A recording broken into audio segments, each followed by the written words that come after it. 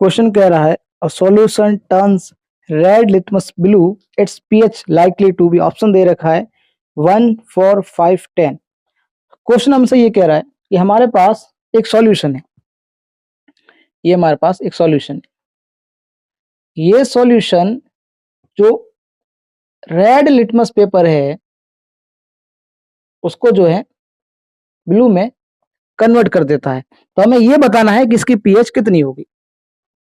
हम इतना जानते हैं कि जो बेस होते हैं वो रेड लिटमस को ब्लू कर देते हैं और जो एसिड होते हैं वो ब्लू लिटमस को रेड कर देते हैं। तो हमें क्वेश्चन में दे रखा है कि सॉल्यूशन रेड लिटमस को ब्लू कर देता है, यानी कि हमें ये डिसाइड हो गया है कि जो सॉल्यूशन हमें दे रखा है ये नेचर में बेसिक है और हमें इतना हमें पता हो गया बेसिक। अब मैं जो है इसकी पीएच पता करनी है कि पीएच इसकी कितनी है। तो हम जैसा कि हम आपको पीएच स्केल के बारे में पता ही होगा, यहाँ 0 मिडल में 7 और राइट हैंड साइड में 14 होता है।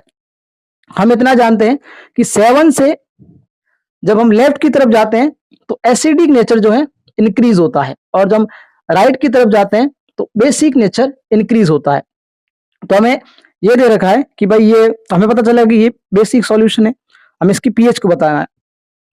तो 7 से जब हम लेफ्ट की तरफ जाऊंगा यानी कि 1 और 4 और 5, यानी कि हमें जो 3 सॉल्यूशन है उनकी पीएच 1, 4 और 5 दे रखी है, ऑप्शन ए में, ऑप्शन बी में, ऑप्शन सी में। तो हमें ये पता लग गया कि जो ऑप्शन जो 1, 4 और 5 है जो सॉल्यूशन है उनका जो 1, 4 और 5 पीएच है वो एक किसी एसिडिक सॉल्यूशन की पीएच हो सकती है, बेसिक सॉल्यूशन की पीएच नहीं हो सकती क्योंकि ये 7 से कम है। और जो मैं थर्ड ऑप्शन देखा जिसका ऑप्शन हमें डी जो है 10 दे रखा है, जो कि 10 जो है 7 के राइट हैंड साइड में और 10 जो जिसकी पीएच होती है वो नेचर में जो है बेसिक होता है।